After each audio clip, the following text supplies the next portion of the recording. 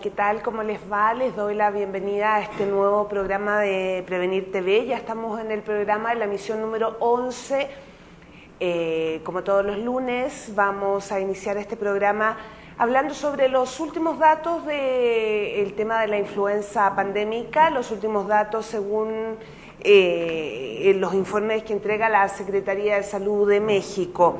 Según estos, en México los casos confirmados de influenza pandémica serían 66.070, o sea, 486 casos más que la semana pasada, y las defunciones serían 671, 61 defunciones más también que la semana pasada.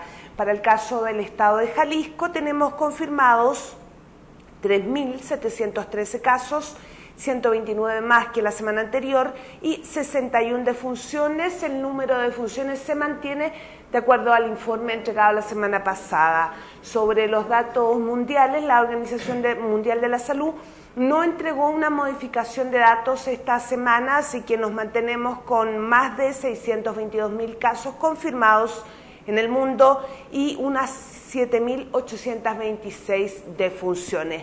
Recordemos que la semana pasada se inició acá en el estado de Jalisco el programa de vacunación contra la influenza pandémica a los grupos más vulnerables, donde estaban las mujeres que estaban iniciando entre el tercer y sexto mes de gestación, y también todo el personal de salud que atiende sobre todo a las personas con enfermedades respiratorias. Para hablar de este tema, para ver cómo se avanzó esta semana en la vacunación, tenemos en Prevenir TV a la doctora Miriam Reyes Pérez. Ella es coordinadora del programa de infancia y adolescencia de la Secretaría de Salud de Jalisco. Le damos la bienvenida a la doctora Miriam Reyes Pérez. Muchas gracias y espero que todos estén bien. Doctora, vamos a mandar un saludo de buenos días, buenas tardes, buenas noches a cualquier parte del mundo donde nos estén viendo. Claro que sí. Ahora estamos en un momento álgido dentro de la vacunación en el estado, llegando las vacunas procedentes de la Secretaría de Salud Federal. La dinámica o la forma estructural que se tiene son cuatro puntos específicos para hacer la vacunación. ¿Cómo está eso? A ver, cuéntenos, porque usted es la que está manejando. Sí, eso. Muchísimas gracias. Bueno, pues aquí el conocer la estrategia nos va a permitir que la población acuda a las unidades de salud que les llamamos nosotros centros de vacunación contra la influenza H1N1. En la zona metropolitana sí se establecieron hace aproximadamente 2 meses centros centinelas para poder llevar a cabo la detección de problemas respiratorios. Entonces, pensando que estos centros para febriles ya están bien ubicados por la población, entonces aledaños a estos centros sí se establecieron los centros de vacunación. Estos están repartidos en lo que es Guadalajara, son 4 centros, los cuales uno está ubicado en el Centro de Salud número 3, que es Circunvalación y Avenida Mezquitán. El otro es el Centro de Salud que se encuentra en la calle 54, sí, bien conocido como Yugoslavia. El otro en Lázaro Cárdenas, la salud de Lázaro Cárdenas, y el tercero es del cuarto es San Andrés 2. Pero a pesar de estos 4 centros, en todo el estado contamos ahorita con 16 centros de vacunación y estamos por lanzarla, en este caso la estrategia a partir del día de hoy, 4 centros más por regiones sanitarias. Entonces vamos a contar nosotros con un promedio de 30 a 35 unidades para que la población pueda acudir a vacunarse. Esa estrategia va a irse modificando, porque de alguna forma ahorita los grupos vulnerables que deben de asistir son las mujeres embarazadas entre el segundo y tercer trimestre del embarazo y el personal de salud que atiende problemas respiratorios. Conforme vaya llegando la remesa de vacuna, pues vamos a ir extendiendo la estrategia y seguiremos vacunando a los niños de 6 meses a 23 meses, que es al 100% de estos pequeños, y hasta los 23 meses.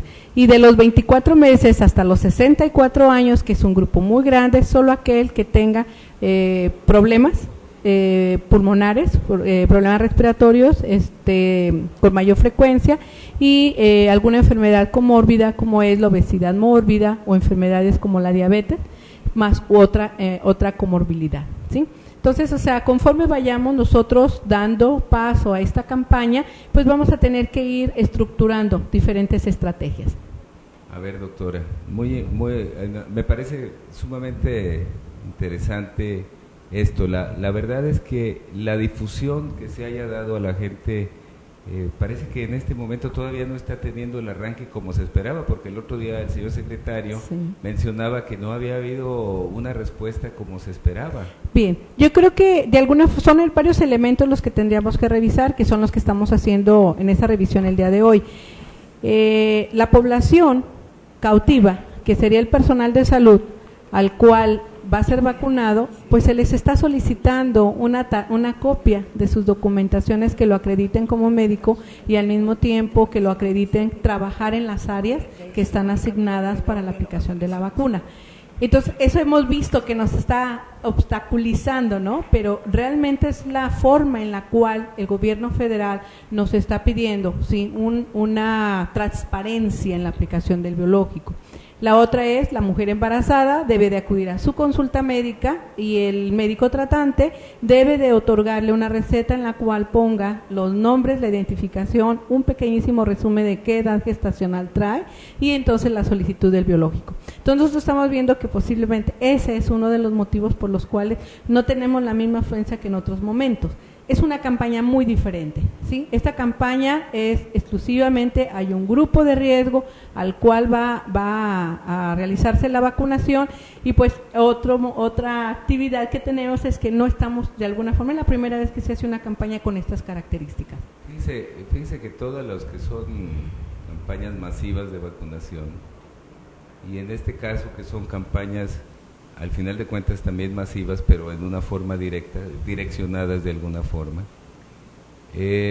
También en el grupo de personal de salud, decía usted que solamente aquellos que van a estar en contacto con los enfermos de respiratorio. Sí, pero a ver, yo quisiera saber cómo, porque cómo van a tomar esa discreción en eso. Sí, la situación es de que tenemos que vacunar primero a todo el personal que se encuentra en las áreas de terapia intensiva, urgencias, ¿sí? Las áreas de consulta externa y los hospitales ya debían de tener ahorita una estrategia para la atención de los problemas respiratorios. Esta estrategia se hace con la finalidad de que no se vayan a mezclar pacientes sanos que van por una cirugía selectiva, ¿sí?, pacientes que de alguna forma traen a lo mejor un traumatismo pero no traen un proceso agudo. Los hospitales ya hicieron una división de esas áreas, entonces se tiene claramente desde el filtro, la consulta y la hospitalización y las áreas de atención como urgencias, terapia o las áreas de padecimientos inmunológicos, ya se tiene perfectamente bien definido cómo es el flujo del paciente, ¿sí? Y como ellos son los que están en contacto directo con las personas que traen la infección, entonces por eso es primero a ellos y luego posteriormente al resto de personal. Fíjese, le voy a comentar algo que sucedió la semana pasada. Y esto de que sucedió fue algo que también que sucede. Me llama una persona a quien conozco desde hace algún tiempo que tiene una niña con lupus. ¿Sí? Sí. Entonces también es un caso que tienen sus riesgos, sus factores de riesgo, pero verdaderamente bien indicados para poner la vacuna. Pero no se pudo, o sea, no, como que hay, todavía como que se está iniciando con este proceso. Yo creo que de todas formas va a haber vacuna para este grupo de riesgo. Son varios grupos los que se van a trabajar en una campaña de aproximadamente 3 meses. El primer grupo, que son las mujeres embarazadas del segundo y tercer trimestre del embarazo, y luego personal de salud. El siguiente grupo van a ser los pequeños, ¿sí?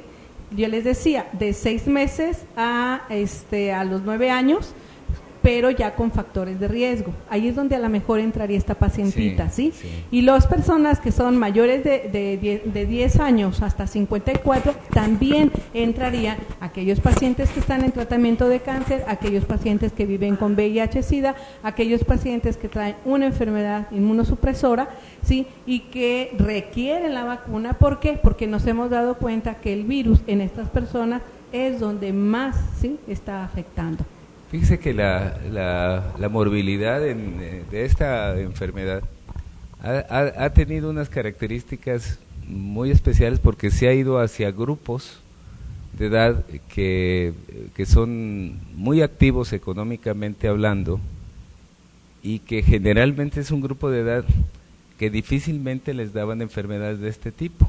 Entonces aquí vemos que las condiciones del no vacunar a determinados grupos o no vacunarse ellos mismos por razones de que no, yo no la necesito, entonces ha ido dejando esta secuela, porque si analizamos un poquito cuál ha sido el proceso de esto, la gente vacunada con una, digamos, en forma rutinaria, anual, pues son la que menos problemas ha tenido. Sí.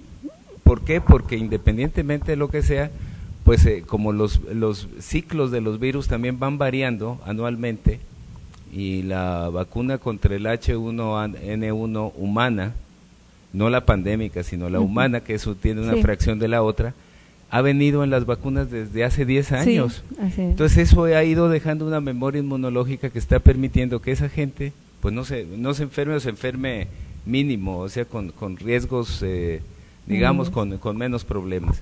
Y esto está abriendo yo creo que una brecha entre lo que antes era desconocido y lo que ahora tiene una apertura para que seguramente poco a poco a la vacunación se le vaya tomando como una labor más importante dentro de la vida pública de un país. Claro, aquí nosotros volvemos a insistir, ¿no? O sea, de los programas preventivos este es el más efectivo, ¿no? O sea, la aplicación de biológico, pero en este caso, por lo que estamos cursando nosotros, se le ha dado un aporte muy importante a la atención, pero por el aspecto higiénico.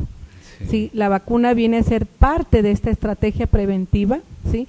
Y que bueno, el seleccionar los grupos, aparte de obedecer al número de producción de vacunas y a la forma en la cual ahorita se está organizando el mundo para vacunar, pues yo creo que aquí a un año, o sea, ya va a ser mucho más amplia la apertura a los grupos y bueno, veremos el comportamiento. Yo creo que aquí estamos aprendiendo todos dentro del estudio que se está haciendo de este virus H1N1, que cada día a lo mejor va a haber diferentes estrategias para poder atenderlo.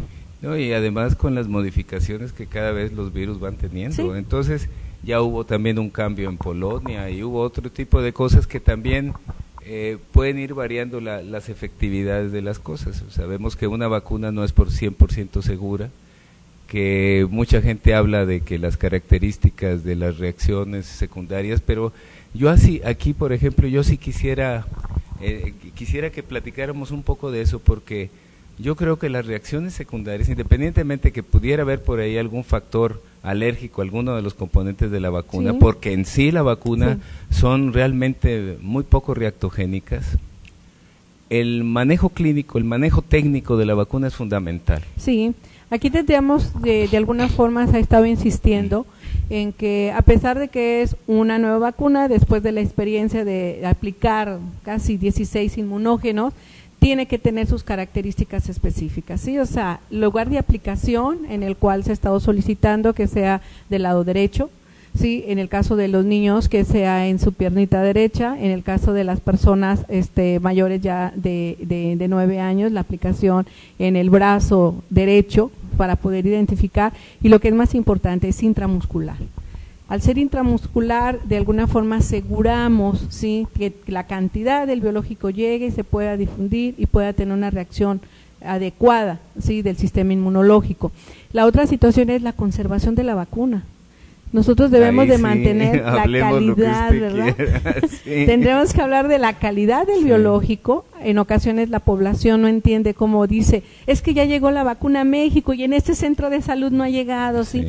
Hay que entender que el cuidar la calidad del biológico es que en la unidad haya un buen equipo de refrigeración, de que quien traslade el biológico lo haga en las condiciones adecuadas, el que tenemos un almacén en el cual se concentra la vacuna y después se distribuye, y que realmente es cuidar la calidad del biológico, ¿sí? La temperatura desde que arriba el biológico a las entidades, pues debe de estar cuidándose. El rango realmente es muy claro, ¿no? Debemos de tenerlo entre 2 y 8 grados centígrados y no debe pasar, porque si se congela, se inactiva, y si se aumenta la temperatura, también se inactiva. Entonces, o sea, hay que cuidar mucho, ¿no? Entonces, ahí la red es la que a veces sí, ya llegó a la nación, ya llegó al estado, pero para poder bajarla a cada uno de los rincones del estado de Jalisco, pues implica diferentes distancias, diferente movilización, y la otra situación, que la gente acuda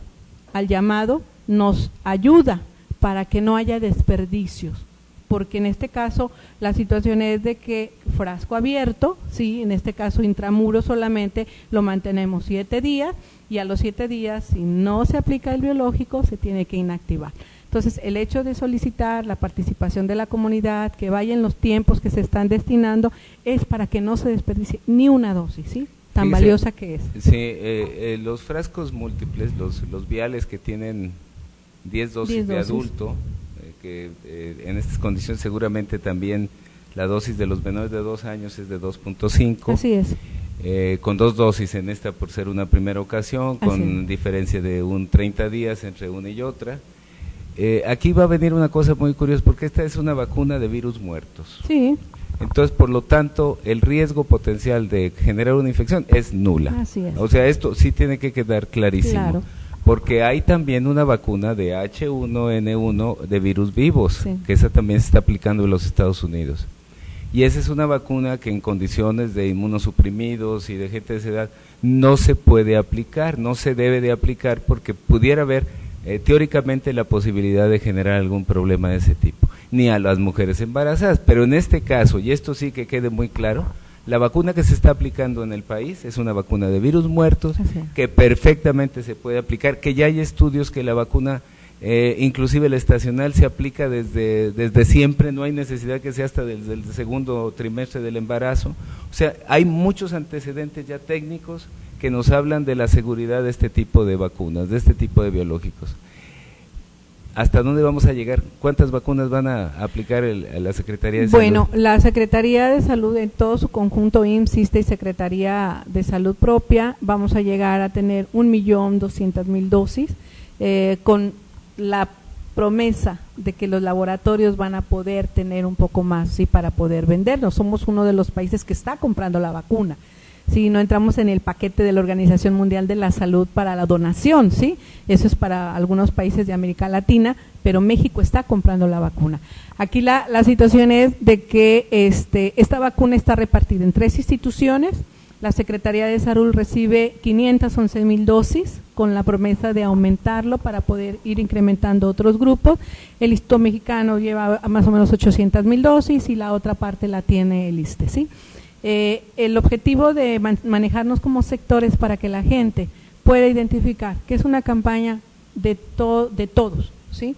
En la cual todas las unidades de salud, especialmente que ya están catalogadas como centros de vacunación para esta vacuna, hay que acudir, hay que darnos el tiempo, hay que llevar los documentos necesarios, porque ahora sí nos están pidiendo que se acredite la aplicación del biológico, ¿sí?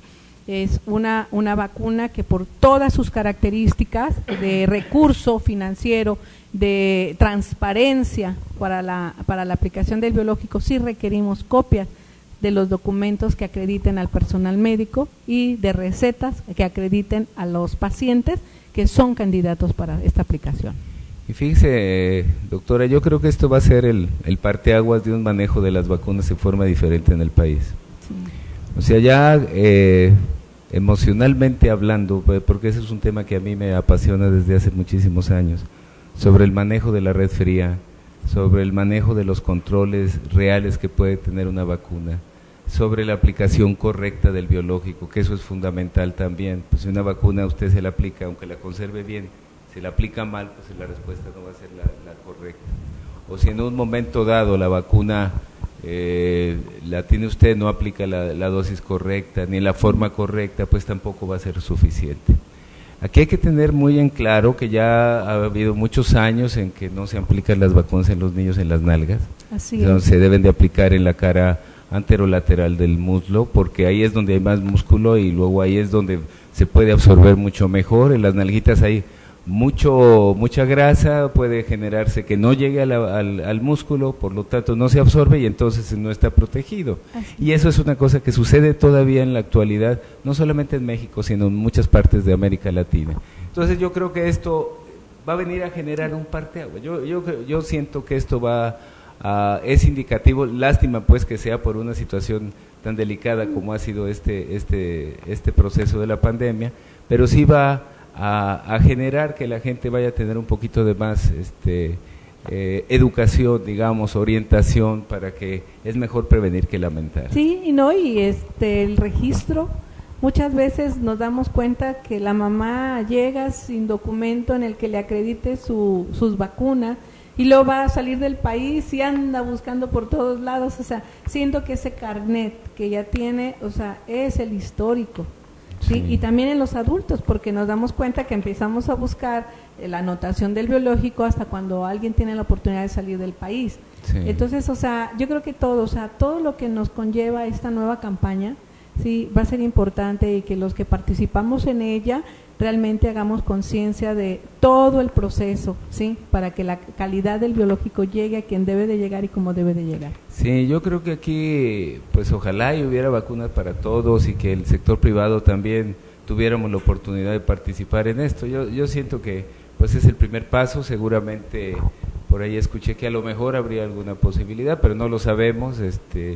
Estamos muy a la expectativa de qué es lo que pueda suceder, pues con ganas de seguir participando en un programa preventivo y para evitar que nos llegue a México alguna dimensión mucho mayor de estas enfermedades. Sí, bueno, doctora, antes de despedir a la doctora Miriam Reyes Pérez, nada más comentar de que la semana pasada la Organización Mundial de la Salud señaló de que si bien la pandemia de influenza no ha llegado a su máximo, se ha observado que en Estados Unidos y en Canadá ha disminuido el número de contagios, y de acuerdo a las cifras que nosotros venimos manejando ya hace 2 semanas, acá en México también. ¿Cómo lo han observado ustedes desde la Secretaría de Salud de Jalisco, doctora? Bueno, yo creo que aquí en este caso la vigilancia siempre hace que los casos se vayan reportando, y casi siempre se reportan hasta más, ¿no? O sea, la gente está participando, sí, en que cualquier sintomatología que trae inmediatamente va a los centros de salud, lo que en otros momentos no ocurría.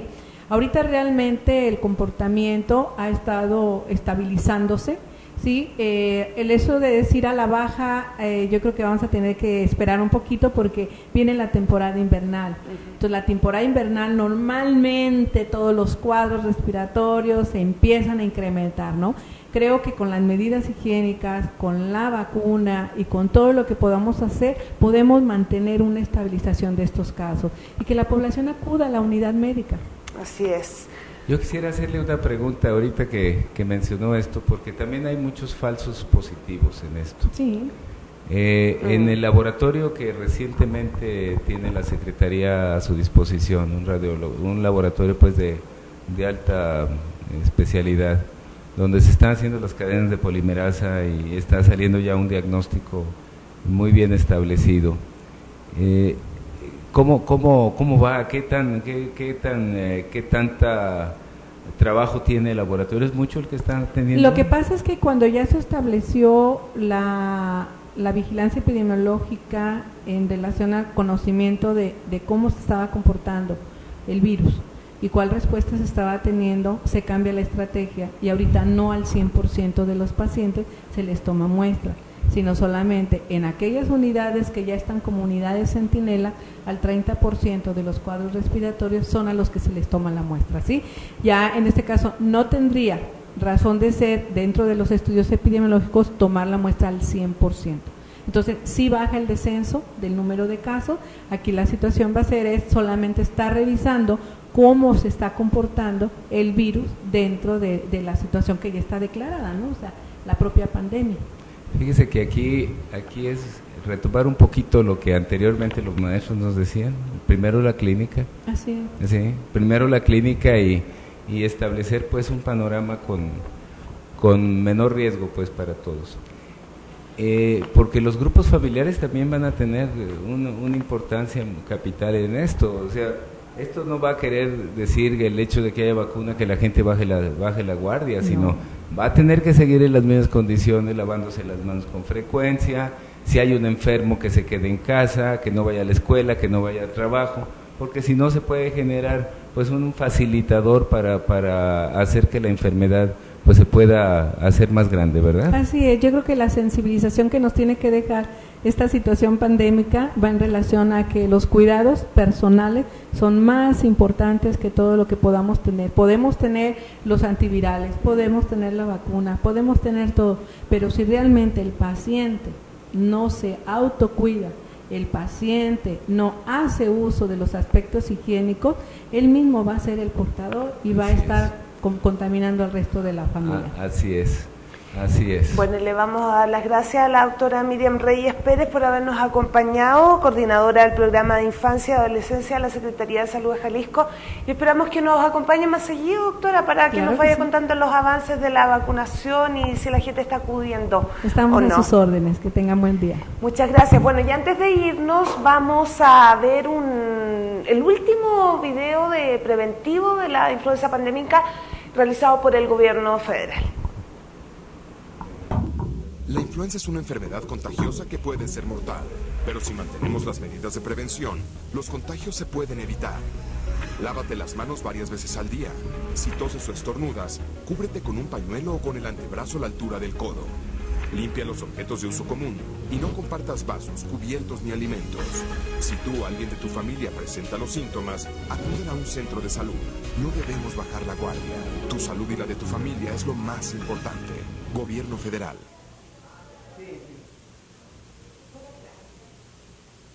Bueno, ya estamos de vuelta, lo habíamos anunciado al principio de este programa. Hoy día vamos a ver el tema de las células madre adultas, pero seguramente ustedes ya han escuchado que la semana pasada, y esto tiene que ver con las células madre embrionarias, y es de lo que nos va a hablar, la diferencia la va a establecer nuestra invitada, pero partamos por lo que pasó la semana pasada. El miércoles de la semana pasada, las autoridades médicas de Estados Unidos autorizaron la utilización de 13 nuevas líneas de células madre embrionarias humanas para investigación pública.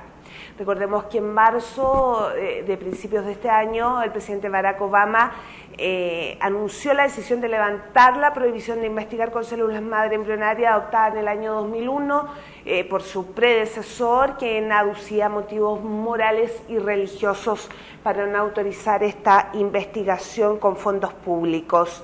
Las células madres tienen la capacidad de convertirse en cualquier otra célula, cardíaca, hepática o pulmonar, y tiene el potencial para tratar numerosas enfermedades incurables como la diabetes, el mal de Parkinson o reparar tejidos nerviosos de la médula espinal destruidos en un accidente. Antes de presentarles a nuestra siguiente invitada, quiero invitarles a ver un video de Criocell en el que nos explica cómo se toman las células madre, pero adultas, no embrionarias.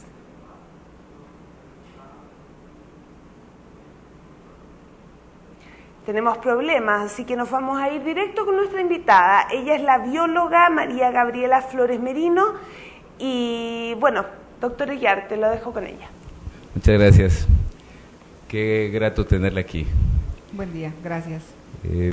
Fíjese que en la vida del médico, yo que tengo ya algunos años y tuve la oportunidad de platicar con mi padre, en paz descanse, tantas cosas de novedades que se veían en la medicina.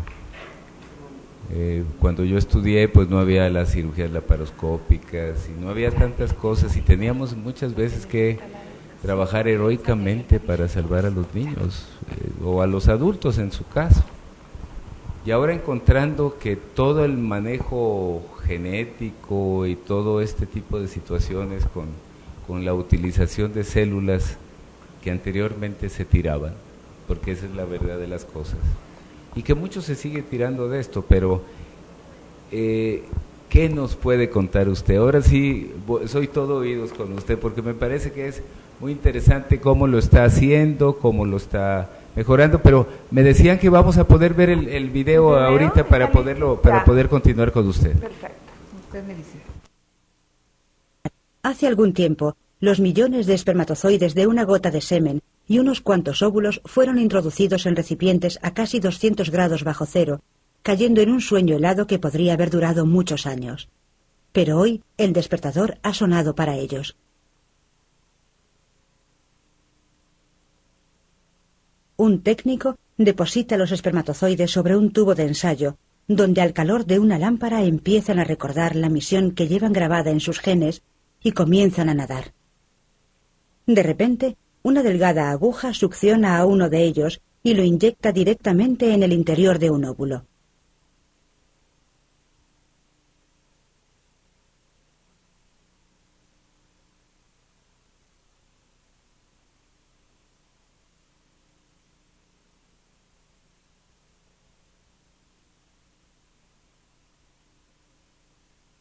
No ha habido competencia ni carreras, pero el resultado es el mismo. Se ha producido una fecundación humana.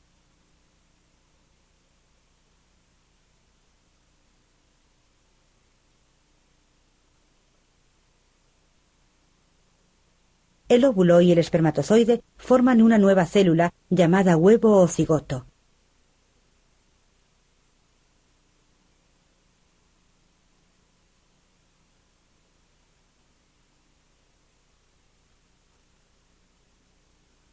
Antes de un día, los cromosomas del espermatozoide ya se han mezclado con los del óvulo y tiene lugar la primera división celular. A esta le sigue una segunda, una tercera, una cuarta, y finalmente el paquete de células acaba pareciéndose a una mora.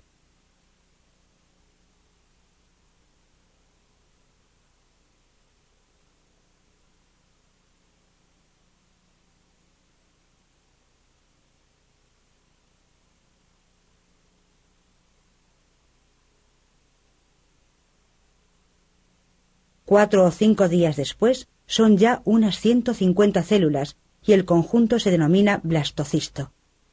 La mayoría de las células están en la superficie, pero algunas se encuentran en el interior flotando en un líquido.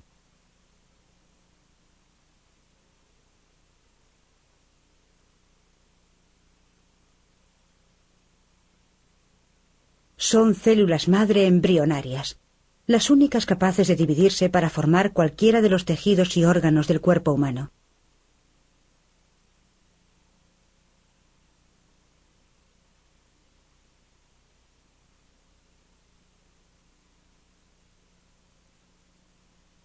Esta facultad de las células madre hace posible un nuevo tipo de investigación médica basada en la regeneración de los tejidos. Partiendo de células madre embrionarias, en un futuro será posible tratar enfermedades degenerativas como el Alzheimer, la diabetes o la cirrosis. Para ello bastará con implantar las células madre en el paciente y conseguir que se dividan formando neuronas o células del páncreas, el hígado o de cualquier otro tejido que sea necesario. A medio plazo quizás sea posible cultivar en el laboratorio tejidos y hasta órganos completos, como córneas, piel, huesos e incluso vasos sanguíneos. Se podrán hacer así trasplantes que hoy son imposibles, limitando los problemas de rechazo que sufren quienes reciben órganos procedentes de otras personas. Pues después de ver esto, que es hermosísimo y seguramente para mucha gente no es tan fácil de entender, explícanos usted, por favor. ¿Qué hace Criocel? Criocel es una empresa que se ha dedicado a trabajar con células madre adultas. Existen diferentes formas de obtener células madre o linajes, por llamarlo de alguna manera. Existe una línea que es células madre embrionarias, que es un poquito el video que acabas de transmitir, y existe lo que se conoce como células madre adultas. Las células madre adultas se obtienen de bebés, es un poquito, la gente curioso, ¿verdad? Pero es una persona que ha nacido, eso se considera, por eso se consideran adultas. Una vez que ha nacido yo puedo extraer las células madre que hay en la placenta y el cordón. La placenta y el cordón a lo largo de la historia han sido un producto de desecho. Usted como pediatra habrá estado en innumerables nacimientos, y así en cuanto el médico separaba al bebé del cordón, con la misma tranquilidad desechaba cordón y placenta y se perdía una gran riqueza. En medicina, y usted también lo debe saber, la gente sabe que Los avances o los descubrimientos son obra de la casualidad, junto con una persona observadora a un lado, que pueda descubrir esa casualidad y darle una proyección importante. ¿Qué sucede con las células madre que se obtienen de la sangre? Se descubrieron por casualidad. En una paciente con una anemia de Fanconi, que es una incapacidad progresiva de sintetizar los componentes de la sangre. Del doctor Guido Fanconi. Sí. Exactamente. Se hace una transfusión de sangre de cordón umbilical, un poquito como para ver qué pasa. Y se descubre que el paciente tiene una recuperación que antes no existía en los pacientes que eran transfundidos con sangre periférica. La persona observadora que está al lado de ese hecho fortuito es quien empieza a investigar qué es lo que tiene la sangre del cordón. Y en esa sangre de cordón se descubren células madre. Una célula madre es aquella que puede multiplicarse indefinidamente. Esa es su cualidad. Ya sean embrionarias o ya sean células adultas, su cualidad es me puedo multiplicar indefinidamente. Eso se descubre en este hecho fortuito de una transfusión para una anemia de Fanconi, y a raíz de ahí se empieza a estudiar la sangre de cordón umbilical ya en específico. Y se descubre que efectivamente contiene una gran cantidad de células madre progenitoras hematopoyéticas, que producen sangre, porque como veían ahorita también en el video, hay muchas líneas de linajes celulares. Aquí estamos hablando del linaje que va a lo que es la sangre. Producen sangre y los diferentes componentes de la sangre, y eso me permite utilizarlo en el tratamiento de enfermedades de la sangre. Esa es la realidad actual de lo que Criocel almacena para tratar más adelante. Oiga, voy a preguntarle sobre esto, porque para dejar un poquito más claro, Bien. Las células madre adultas que se toman de un cordón umbilical o de una placenta, porque también hay que explicar que esta placenta es el filtro entre la sangre de la madre hacia la sangre del bebé, con los cotiledones que se pegan y todo ese tipo de cosas. Pero estas células son indiferenciadas, es decir, yo tengo un paciente que tiene una enfermedad X, un diabético, porque por ahí lo leí, y usted tiene la capacidad, o sea, la sangre o las células madre tienen la capacidad de irse directamente a donde se requieren y generar esas células. ¿Así es? Bueno, pudiera ser más o menos así. Las células madre tienen... Las células embrionarias, como hablaban ahorita, pueden producir cualquier linaje de tejido. Esa es porque es un embrión. La única célula que puede producir un ser humano completo es el huevo fecundado. Existen luego diferentes tipos de células que ya están predispuestas a un linaje. Puede haber, por ejemplo, habrá células madre en todos los órganos. Nuestros órganos tienden a irse pues de alguna manera reparando cuando no es muy grave a lo largo de toda su vida. O sea, puede haber células madre en el corazón, células madre en un hígado, en un páncreas, y funcionan a lo largo de toda la vida. El sueño dorado de los investigadores ahora es poder aislar esas células y utilizarlas como un tratamiento, ¿sí? Las células, en el caso, por ejemplo, de las células que son de tipo hematopoyético, se van a través de una transfusión en la vena que está abajo de la clavícula y recorren todo el cuerpo hasta ser absorbidas o anidadas al interior de la médula ósea, de todos los huesos cortos, y empiezan a hacer su trabajo. Hay algunas investigaciones o algunos médicos que están trabajando de esta manera.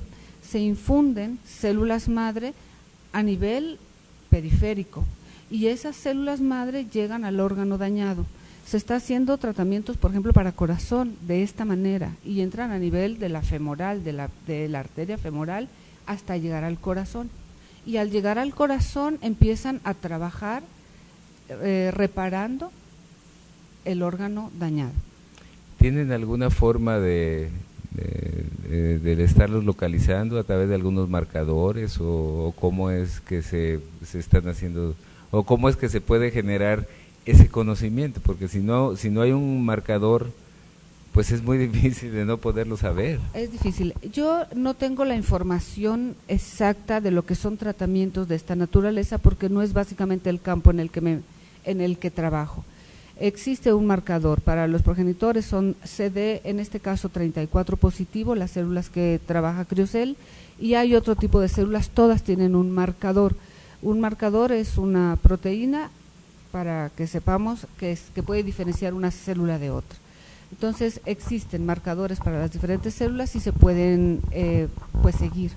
En el caso específico del campo al que yo me dedico es CD34 positivo como el marcador de las células progenitoras hematopoyéticas, que son las formadoras de sangre.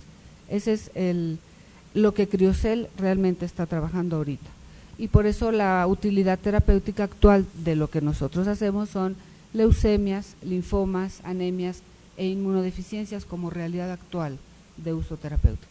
Fíjese, con esto que usted está comentando, pues se me vino a la mente la gente que está siendo esplenectomizada, la gente que le quitan el vaso, por las razones que sean, por alguna enfermedad de lo que sea, cómo el otro componente medular y empieza a ser parte de lo mismo y pues se va el vaso, pero ellos siguen trabajando y entonces pues sí viene un periodo de cierta facilidad de adquisición de enfermedades, por eso es que también la vacunación en esos procesos es tan importante, pero luego al rato, digamos después de 6 meses, 1 año, todo se vuelve a la normalidad, ya no existe el vaso, pero quedaron por allá muchos otros órganos que están supliendo de alguna forma todo este proceso, cosa que no se puede hacer a veces en otro tipo de sistemas, porque en este sistema sí se pudo, pero por ejemplo en el corazón pues nomás hay un corazón, hay uno, sí,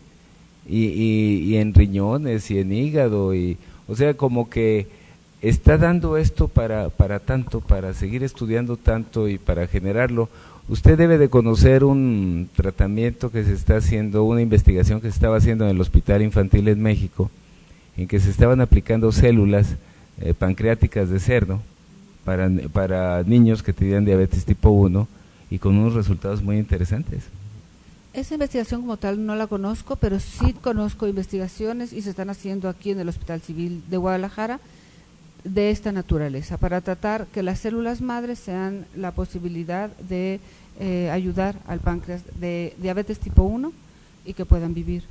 Hay una investigación muy interesante también que están haciendo en el Seguro Social, el doctor Argüero, si mal no me equivoco, para células progenitoras hematopoyéticas, no necesariamente de cordón, sino de médula ósea, para reparar tejido de corazón dañado. Y lo estaba aplicando en pacientes que eran candidatos a trasplante y han salido de la lista de candidatos a trasplante por el resultado positivo de esa transfusión de células madre. Yo no sé si usted recuerde hace unos 3 o 4 años de una investigación de un doctor, no doctor en medicina, sino doctor en ciencias, que trabaja en investigación en la Universidad de Guadalajara y que a través de un medicamento que se había utilizado para muchas otras cosas, se estaba logrando recuperación y regeneración de hepática. Wow. Y con resultados también sumamente interesantes. O sea, yo creo que nos falta tanto por conocer, pero todo estas son herramientas realmente con una dimensión que está todavía desconocida para mucha gente. O sea, para el médico en general es difícil entender muchas cosas de este tipo. Los médicos que están más dedicados a esto, los hematólogos, son los hematólogos los que están trabajando más con esto. Células madre, sangre de cordón. Sí. Y hacia dónde tiene más el trabajo suyo, hacia qué parte de los tratamientos o de los manejos o hacia dónde se va. Bueno, lo que pretende Criocel es utilizar células madre sangre de cordón como alternativa de tratamiento, con una ventaja muy importante que es algo que ordinariamente se desecha. Esa es la intención de Criocel, hacer uso de algo que ordinariamente es desechado, como lo es la sangre del cordón umbilical. Existen otras fuentes de células progenitoras hematopoyéticas que podría ser, por ejemplo, la médula ósea. Pero para eso yo requiero hacer necesito un donador de médula, necesito perforar hueso, es un procedimiento costoso, es un procedimiento peligroso.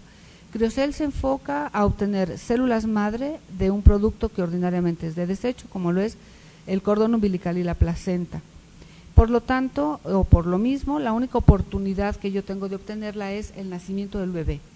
Es algo que los padres de estas nuevas generaciones tienen que tener como en mente para que en el momento de estar esperando un bebé sepan que es una oportunidad invaluable el nacimiento para extraer esa riqueza del cordón umbilical. ¿Y esto va a servir única y exclusivamente al bebé en un futuro?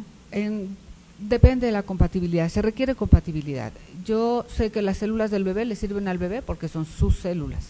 Sí. Entonces, para el bebé tienen posibilidad real de 100% de compatibilidad.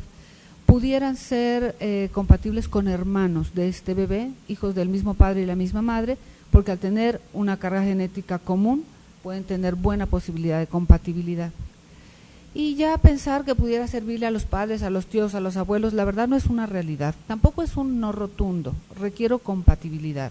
Y en última instancia una prueba de compatibilidad es la que me lo indica, pero no es tan fácil. Entonces vale la pena pensar que esto es para el bebé, de algún modo para sus hermanos y nada más. Por eso se sugiere que todos los bebés de este tiempo tengan almacenadas sus células madre. Fíjese, Gabriela, que me parece tan interesante esto. Cuando hace algunos años el doctor Christian Werner hizo el primer trasplante de corazón, pues el mundo se quedó sorprendido porque pues eso cómo se podía hacer. Pero ahora, después de que hay trasplantes de médula ósea, trasplantes de riñón, trasplantes hepáticos completos o nada más de un lóbulo, pues hombre, ¿hasta dónde va a llegar esto? Ha habido trasplantes hasta de cara, entonces sí. Realmente esto pues nos va a llevar a muchas cosas. En trasplantes también se requiere que haya una compatibilidad total, pero además, aparte de eso, tienen que estar siguiendo tratamientos para que no haya rechazo. ¿Aquí qué sucede en este caso? Es básicamente lo mismo, hay que tener una compatibilidad. Se ha visto que en células de sangre de cordón, por la naturaleza que tienen, a lo mejor un médico se animaría a hacer un trasplante aunque no hubiera una compatibilidad 6 de 6. Podría tener una compatibilidad 5 de 6 y a lo mejor el médico se anima a hacer un trasplante. En el caso, por ejemplo, de una médula ósea o de cualquier órgano, la compatibilidad tiene que ser total si no sabemos que hay rechazo. Ahora, también en el caso de cuando un paciente va a recibir un trasplante de células de sangre de cordón, tiene que tener un acondicionamiento, hay que tener inmunosupresores y hay que mantenerlo en aislamiento hasta que el trasplante pegue y empiece a funcionar su sistema inmunológico. Entonces sí hay que tener un acondicionamiento previo y un cuidado posterior hasta que funcione. Sí, fíjese, Gabriela, que mientras usted hablaba me estaba acordando que tuve una oportunidad hace muchos años de estar con la doctora Sandra Kapoor en el Sloan Kettering en Nueva York, donde estaban trabajando mucho con leucemias linfocíticas. Y posteriormente estuve con el doctor Speck en el hospital universitario en Basel, que estaba utilizando la gamma globulina antitimocítica. En aquel entonces parecía una cosa pues muy lejana y en la actualidad se está utilizando también precisamente para eso. Los trasplantes de médula, esto puede ayudar muchísimo y puede evitar muchísimas cosas de ese tipo y a lo mejor sin ser tan agresivas y ser y tal vez vaya a tener una recuperación mucho mayor que con un trasplante del otro tipo. Pues la idea es que si yo tengo mis propias células no voy a tener complicaciones, no van a tener que inmunosuprimirme porque no va a haber posibilidad de rechazo. Entonces la recuperación será mucho mejor, el tratamiento será mucho menos agresivo y la idea es poder beneficiar a cada vez mayor número de personas. En este momento, ¿hacia dónde está dirigiendo Criocel su trabajo? Ahorita a lo que es almacenamiento de células madre de cordón con calidad de excepción, o sea, excepcionalmente bien guardadas, con una calidad de primer mundo, para que en el momento en que alguien lo necesita pueda hacer uso inmediato de de la muestra que tiene guardada con nosotros. Doctora Guiarte, tenemos dos preguntas para la bióloga Gabriela Flores. La primera tiene que ver con los costos de la extracción de las células madre, más o menos, porque la gente tiene la idea de que es un procedimiento muy caro, inaccesible, y ya se está haciendo con bastante frecuencia, ¿no? Con bastante frecuencia, no es tan inaccesible. Realmente, si uno va planeando, así como los padres planean el gasto del hospital, del médico, del anestesiólogo, la cunita del bebé, uno puede planear Criosel con 9 meses de anticipación, y eso nos permite tener acceso a esta tecnología. Estamos hablando de un promedio de $1,195. Perdón que sean dólares, lo que pasa es que los insumos del laboratorio son en dólares, entonces hay que cubrirlos. Se puede pagar en pesos, pero no es tanto, es alrededor de 15,000 pesos, lo que es todo el procedimiento, el material para extraer, el proceso para guardar las células, los exámenes que nos pide Secretaría de Salud y demás, y luego el mantenimiento por año son tan solo $125, y eso es fijo por contrato, entonces no es tan exorbitante como podría pensar alguna persona. No, y esto definitivamente, que mantener un control de calidad, eso es muy costoso, porque se tienen que tener todos los estándares de todos los estándares. Eso es sumamente importante, porque donde falle uno, falló todo. Efectivamente, y aparte lo que yo estoy almacenando es la vida de una persona, o sea, no puedo darme el lujo de decir, pues se me echó a perder y ya no tengo otra oportunidad. Por eso es tan importante el control de calidad. Bueno, y la otra pregunta tiene que ver con que si hay casos de cura con célula madre de cordón umbilical y placenta, si ya hay algunos ejemplos. Tenemos sí, orgullo, o sea, es algo que a nosotros que trabajamos en Criosel realmente nos da mucha satisfacción.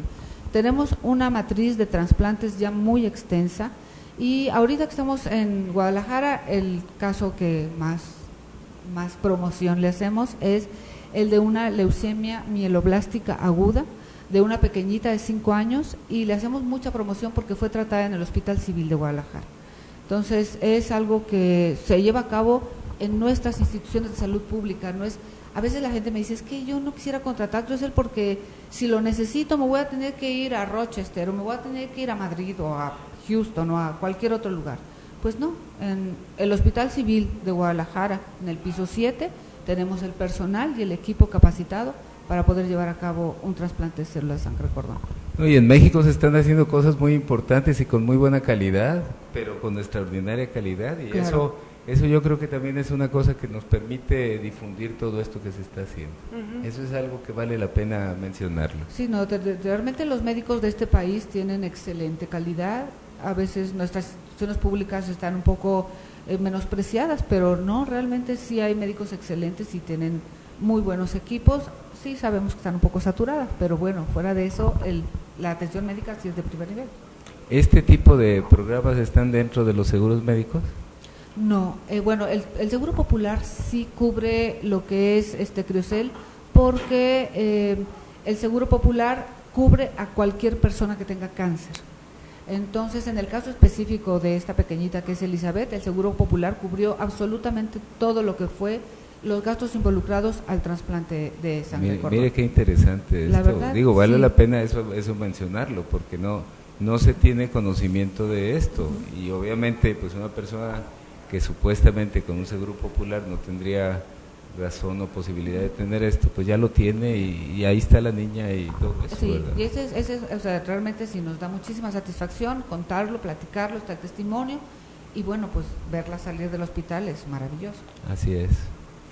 Bueno, ya se nos acabó el tiempo, doctora Guiarte, ya nos vamos. Como siempre nos falta tiempo. Sí, siempre nos falta tiempo, terminamos demasiado pronto, creo yo. Muchas gracias a la bióloga Gabriela Flores Merino por habernos acompañado, por habernos alumbrado un poco en este tema que está recién apareciendo, que parece extraño, pero no es tan extraño, que parece inaccesible, pero no es tan inaccesible, ¿verdad?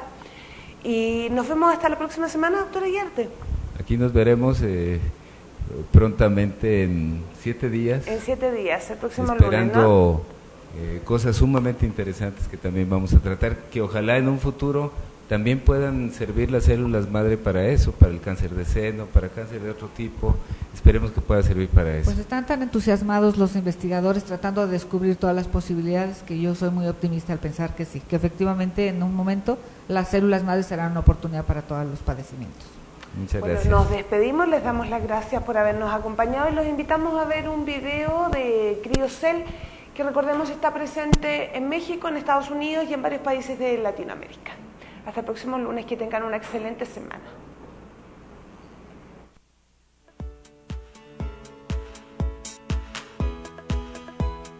El valor de almacenar las células madre es indudable y solo tienes una oportunidad al nacer tu hijo. No la desaproveches. Las células madre contenidas en el cordón umbilical pueden regenerar el sistema inmunológico y tratar numerosas enfermedades. La célula es la unidad básica y funcional de todos los organismos vivos. El cuerpo humano está formado por millones de células. Las células tienen formas específicas y diferentes funciones. Las células del mismo tipo forman tejidos y los tejidos forman órganos. Las células, los tejidos, los órganos y los sistemas constituyen al cuerpo humano. La mayoría de las enfermedades se debe a un mal funcionamiento de las células, a muerte celular o a cambios en la velocidad de multiplicación. Las células madres son aquellas células que tienen la capacidad de autorrenovación y de originar células hijas que no se encuentran diferenciadas y pueden formar células especializadas, que son las encargadas de restaurar el sistema inmunológico. Las células madres son clave en la producción de las células funcionales del cuerpo humano y se multiplican indefinidamente en forma controlada. Las células madre pueden diferenciarse principalmente en neuronas, músculo como el corazón, tejido como piel y sangre.